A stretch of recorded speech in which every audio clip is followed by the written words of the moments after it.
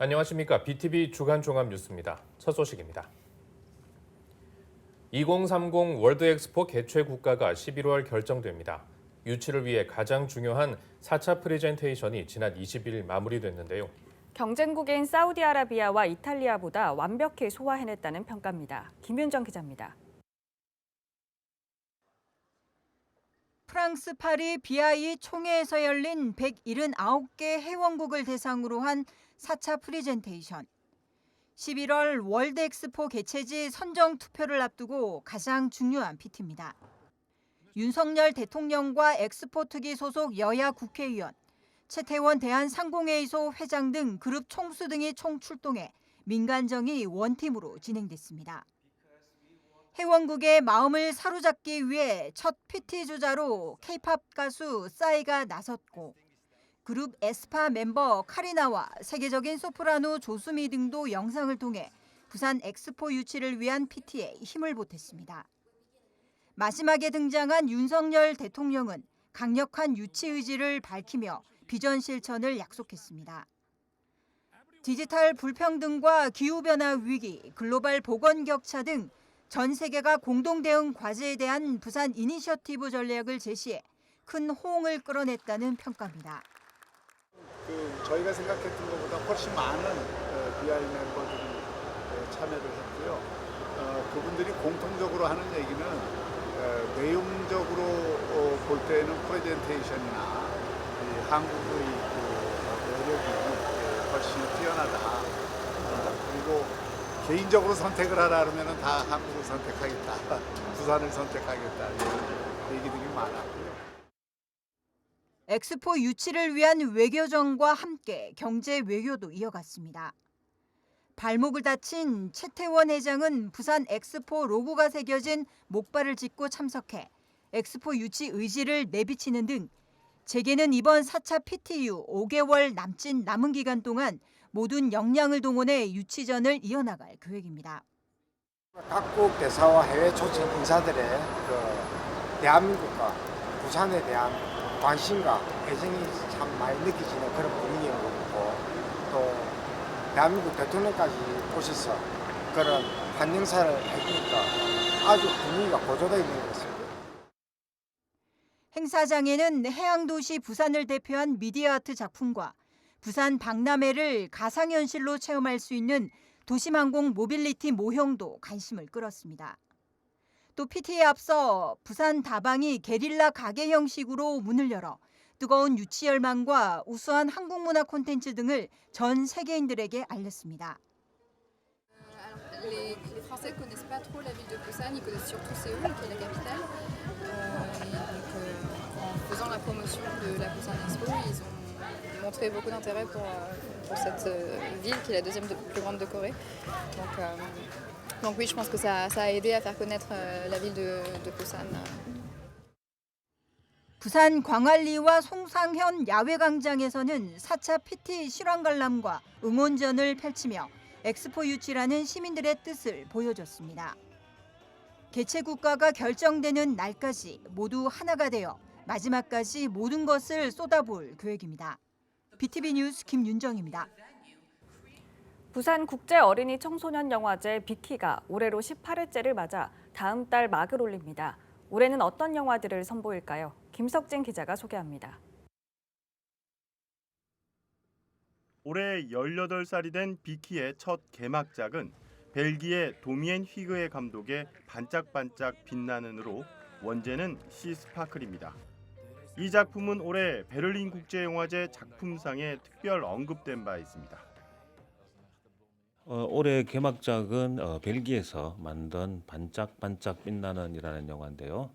어린 소녀가 아버지를 사고로 잃고 그 원인을 파헤쳐 들어간 아주 용감한 영화로 기운을 얻을 수 있는 영화이고요.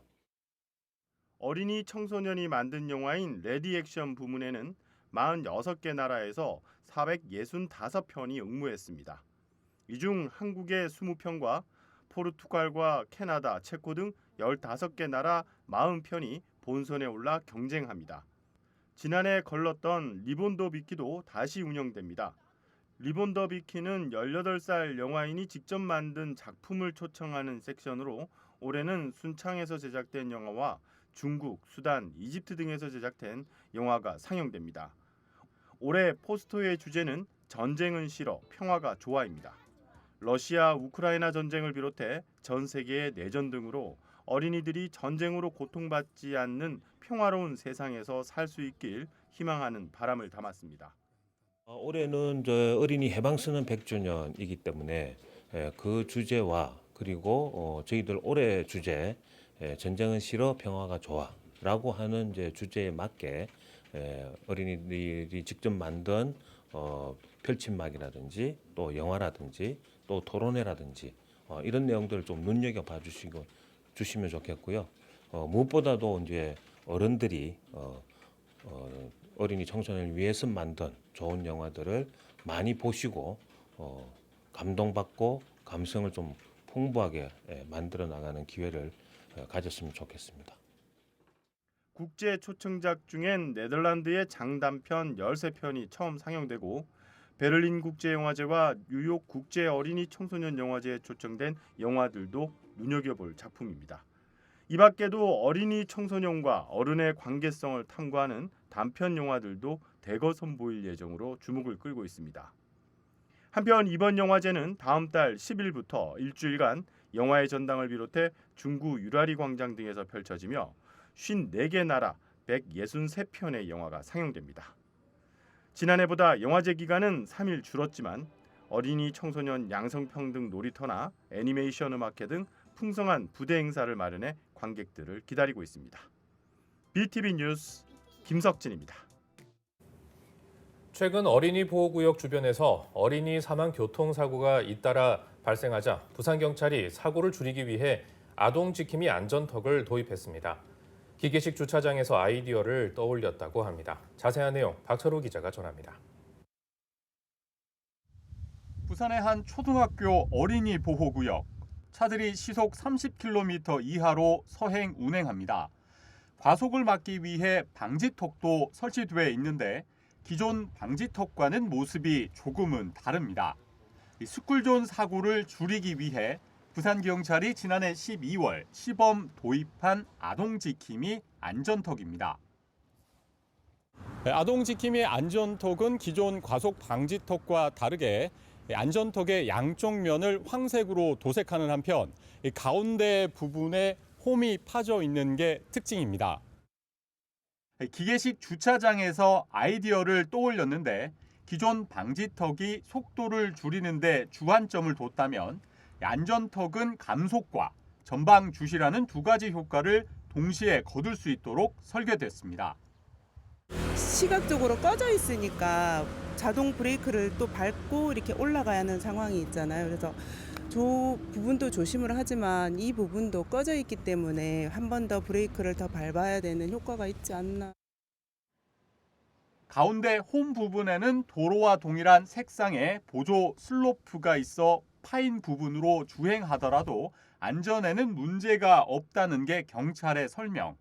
지난해 1월 특허청에 정식으로 특허 등록을 마쳤습니다. 여기서부터 이제 여기가 어린이 보호구 내에 내가 위치해 있구나라는 걸 알 수 있게 바로 이제 몸으로도 체험하고 학습하고 눈으로도 볼 수 있고 또한 이제 과속 방지를 효과를 가져오니까. 현재 안전턱이 시범 설치되어 있는 곳은 사상구와 기장군 등 스쿨존 4곳. 설치 장소에는 한 건의 교통사고도 발생하지 않았습니다. 경찰은 시범 도입을 조금 더 거친 뒤 하반기 부산시 전역으로 아동지킴이 안전턱 설치를 확대 시행할 예정입니다. BTV 뉴스 박철우입니다. 6월 28일부터 법적으로 만 나이가 시행됩니다. 각종 법령과 계약 등에 표시된 나이를 원칙적으로 만 나이로 통일하는 법인데요. 일상에서 무엇이 달라지는지 박재한 기자가 알아봤습니다. 만 나이는 출생일 기준 0살로 시작, 생일마다 한 살이 더해지는 방식으로 계산합니다. 생일이 지나지 않았다면 이번 연도에서 태어난 연도와 일을 빼면 됩니다. 1992년 7월 8일이 생일인 경우 2023에서 1992, 여기에 일을 뺀 30살이 됩니다. 생일이 지났다면 이번 연도 빼기 태어난 연도를 하면 됩니다. 1992년 1월 1일에 태어난 경우 31살이 되는 겁니다. 법령이나 조례 해석, 계약서나 각종 서류를 작성할 때도 만 나이가 기본 적용됩니다. 하지만 60여 개의 개별 법령들은 당분간 연나이 사용이 유지돼 혼선도 우려되고 있습니다. 2004년생의 경우 6월 28일 이후에도 청소년 보호법이 적용돼 생일 기준에 상관없이 술이나 담배 구매가 가능한 겁니다. 초등학교 입학이나 병역 판정 검사도 만나이 통일법이 적용되지 않습니다. 근데 문제는 성인 미성년자한테 확인할 수 있는 제도적인 게 없는 거예요. 솔직히 얼굴만 가지고 확인이 안 될 경우가 너무 많거든요. 특히 여자애들은 마찬가지고 화장을 하면 알아볼 수가 없어요. 정부는 연나이를 규정하고 있는 개별 법령에 대해 국민 의견 수렴을 거친 후 소관부처와 협의해 만나이로 개정해 혼선을 줄인다는 방침입니다. 연나이 법령을 만나이로 정비할 경우 나이 확인과 관련한 사업자의 부담이 늘어날 수 있는 점을 고려해서 사업자가 신분증 제시를 요구할 수 있는 근거를 마련하거나 위조 또는 변제된 신분증이 제시된 경우에는 사업자에 대한 제재 처분을 면제하는 근거를 마련하는 등 방안도 함께 추진하겠습니다. 정부는 아동 청소년의 성보호에 관한 법률 및 성매매 알선 등 행위의 처벌에 관한 보호 대상을 연나이 19세 미만에서 만 19세 미만으로 보호 범위를 확대하는 등 연말까지 2차례에 걸쳐 법률 개정을 진행할 계획입니다. BTV 뉴스 박찬입니다. 북항 재개발 범시민 추진협의회가 북항 재개발의 성패를 가늠할 1단계 랜드마크 핵심 부지 개발을 촉구하는 기자회견을 가졌습니다. 월드 엑스포 유치와 남북권 균형 발전을 위해 핵심 부지 개발을 서둘러야 한다고 강조했습니다. 김윤정 기자입니다. 부산항 북항은 2030 월드 엑스포 개최 후보지입니다. 그런 이유로 부산 북항 재개발 사업은 엑스포 유치에 있어 부산의 경쟁력을 한층 높일 수 있는 중요한 사업입니다. 그런데 지난 3월에야 북항 재개발 1단계 사업의 친수 공간과 도로 등 기반 시설이 준공됐습니다. 북항 재개발 사업의 성패를 가늠하는 핵심 부지인 1단계 사업의 랜드마크 부지. 아직 사업 시행자조차 찾지 못한 상태입니다. 랜드마크 부지 개발의 방향과 청사진을 잡지 못하고 있습니다. 북항 재개발 범시민 추진협의회가 기자회견을 갖고 중단돼 있는 사업 시행자 재공모 선정 절차를 해양수산부와 부산항만공사가 서둘러야 한다고 촉구했습니다. 빨리 입찰을 빨리 지금 시행을 해서 결론을 내줘야 됩니다. 그래서 올해 부동산 값이 오른다는 건 좀 저희들이 오해할 수 있고요. 빨리 콘텐츠, 엑스포 콘텐츠 내용에 좀 거기 들어갈 수 있도록 엑스포 빨리 좀 재공모 절차를 좀 해줘야 된다는 생각이 듭니다. 북항 재개발 사업은 시민들을 위한 공공사업입니다. 특히 1단계 사업은 전체 개발 공간의 상징인 만큼 가장 먼저 추진해야 할 것이라고 주장했습니다. 부산 시민들을 위한 사업인 부산항 북항 재개발 사업. 사업이 지연될수록 북항 재개발 랜드마크 부지 땅값은 오를 수밖에 없습니다. 그래서 부지 활용 방안 모색을 더욱 서둘러야 하는 이유입니다. BTV 뉴스 김윤정입니다. 전국 처음으로 서구에서 사회복지시설 학대 예방을 위한 조례가 제정됩니다. 서구 한 장애인 거주시설에서 최근 불거진 장애인 인권 침해를 계기로 이 같은 일이 다시 일어나지 않게 하기 위해서입니다. 앵커 리포트입니다.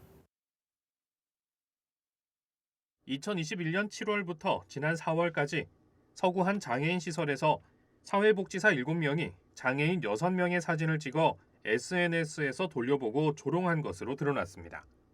기관은 해당 사회복지사를 해고했지만 장애인 단체는 규탄 집회를 열었고 이들을 경찰에 고발했습니다. 장애인 인권 침해가 끊이지 않는 상황. 서구의회는 이 같은 일을 예방하기 위해 조례를 마련합니다. 전국 첫 사례로 장애인뿐 아니라 노인, 여성, 아동 등을 대상으로 한 서구 모든 복지시설에 적용됩니다. 장애인 생활 거주시설의 학대 예방 관련한 조례를 찾아보니까 시설 운영에 관한 건 있는데 피해라든지 이런 학대를 당했을 때 우리가 바로 보호 조치를 할 수 있는 조례가 없더라고요. 조례안에서는 구청장이 1년에 한 번 이상 복지시설을 점검하고 시설 대표자가 분기마다 학대 예방과 SNS 활용 교육을 의무적으로 진행하도록 하고 있습니다. 지금까지 지자체의 시설 점검은 필요시에만 진행됐고 행정적 점검에 그쳐왔습니다. 또 피해자 인권 침해와 학대에 대한 신고 체계를 마련하고 이 같은 일을 하지 않겠다는 서약서도 반드시 제출하도록 했습니다. 사법기관이 아니라서 처벌사항을 조례에 명시는 못했지만 함께 일하는 동료이기 때문에 신고를 할 수 없는 그런 분위기일 수도 있고요. 그리고 시설장 같은 경우에도 이제 일일이 다 그걸 못하니까 이제 발견 즉시 이것도 우리가 학교 폭력이나 아동 학대처럼 신고 의무화라도 돼야 된다는 의미에서 서구 사회복지시설 학대 예방 조례는 지난 13일 의회 상임위에서 가결됐고 23일 본회의에서 통과 후 시행될 예정입니다. BTV 뉴스 장동문입니다. 코로나19와 공공요금 상승 등으로 동네 목욕탕이 점점 사라지고 있는 현실인데요. 강서구가 부산에서는 처음으로 70세 이상 어르신들에게 분기마다 목욕 이용권을 지원하기로 해 눈길을 끌고 있습니다. 박재한 기자입니다. 김해공항 인근에 있는 한 목욕탕입니다. 이 일대에서는 유일한 시설입니다. 동네 주민이 다른 목욕탕을 가려면 경전철을 타고 김해까지 가야 하기 때문입니다. 지금 젊은 사람들은 잘 안 하고 보통 50대 이상 이런 사람들이 목욕탕 이용하거든요. 우리 이동에서는 지금 한 개 있잖아요. 여기가 없어진다면 저희들은 차 운전을 못 하니까 또 다른 데로 또 가야 되는데 아들, 딸들이 오면 한번 실어다 주든가 그럼 누구를 한번 따라가든가 이래야 되는데 이것 없어지면 안 되잖아요. 강서구는 6억 7천만 원을 투입해 부산에서 처음으로 어르신 대상 목욕 이용권을 지원합니다. 대상은 주민등록상 강서구에 거주하는 70세 이상 11,500여 명입니다. 회당 요금은 6,000원으로 분기별로 6회분에 해당하는 36,000원이 바우처 카드로 지원됩니다. 강서구 내 운영 중인 목욕업소 13곳 모두 이용할 수 있어 상생도 기대됩니다. 목욕탕이 많이 사라졌는데 경영난 때문에 아무래도 코로나 3년 동안 많이 힘들었거든요. 목욕탕이.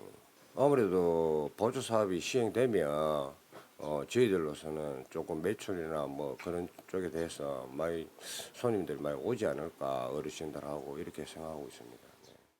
강서구는 7월 10일부터 21일까지 주소지 동행정복지센터를 통한 집중 신청 기간을 운영합니다. 이 기간에는 출생연도 끝자리를 기준으로 목욕탕 이용 오부제가 운영되고 신청 기간이 끝나면 해제될 예정입니다. BTV 뉴스 박찬입니다. 부산에서 처음으로 민간 아파트 분양 가격이 3.3제곱미터당 2천만 원을 넘어섰습니다.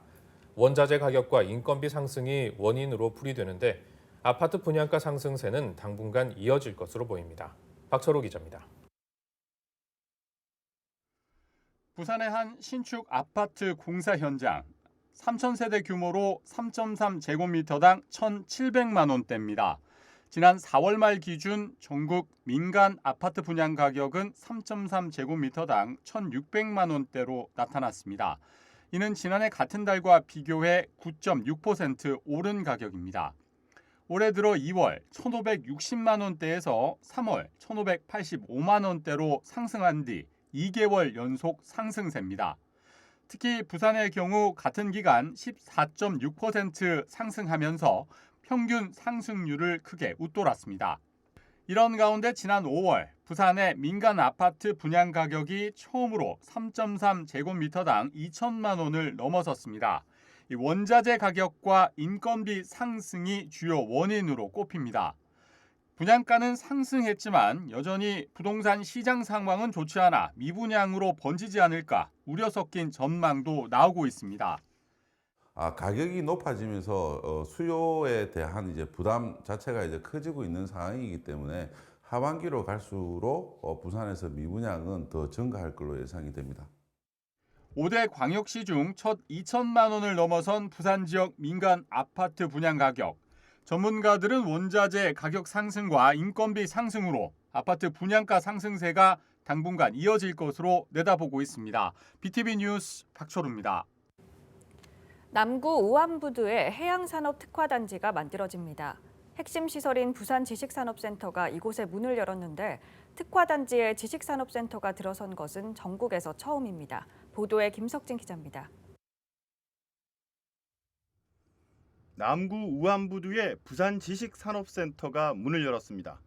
6,000제곱미터의 부지에 지상 6층 건물로 국시비 273억 원이 투입됐습니다. 이 센터엔 40실의 입주 공간이 마련됐고 식당과 체력 단련장 등 편의시설도 갖추었습니다. 네, 유효화된 우암부두 일대에 이제 그 해양 산업들, 해양 신산업 관련된 업체들이 들어와서 이제 활성화하고 그런 집약하는 특화단지를 조성하는데 이제 최초로 설치된 시설입니다. 그래서 우암점은 해양 신산업이나 조선기자재, 해양 플랜트 관련 업종을 우대합니다. 단 폐수 등 환경 유해 물질 배출 시설은 안 됩니다. 센터는 이달 초 기업 모집에 나섰는데 현재 8개 업체가 입주 절차를 밟고 있습니다. 입점 업체 계약 기간은 최대 5년으로 이후 재평가를 통해 재계약도 가능합니다. 기본적으로 지식산업센터에 들어올 수 있는 일반 제조업 중에 첨단 업종, 정보 업종, 통신 업종 이런 업종들이 다 들어올 수는 있지만 여기는 해양 산업 클러스터 보니까 이제 해양 산업과 관련된 그런 업체들을 중점적으로 이제 입주를 관리를 할 예정이고 여기에 입주하시게 되면은 이제 공공 임대형 지식산업센터라서 민간에 있는 지식산업센터보다는 이제 훨씬 더 저렴한 비용으로 사용을 할 수가 있으십니다. 부산의 해양산업 관련 사업체는 26,400여 개로 종사자만 14만 5천여 명에 달합니다. 이 중 54%가 우암부두 인근 지역에 분포하고 있어 센터에 대한 관심도는 높습니다. 부산 지식산업센터 우암점은 금곡점에 이어 공공임대형으로는 두 번째입니다. 금곡점은 첨단 제조와 연구개발 특화 분야 업종을 중심으로 지난 2017년 문을 열어 60개가 넘는 업체가 입점해 있습니다. 부산시는 또 오는 12월 에코델타시티에 지능형 도시 특화 분야의 센터를 착공할 예정입니다. 한편 우암점 바로 옆엔 친환경 수소연료 선박 플랫폼 센터도 곧 문을 열 계획이어서 우암부두의 해양산업 특화단지 조성 사업이 한층 탄력을 받게 될 것으로 기대를 모으고 있습니다. BTV 뉴스 김석진입니다.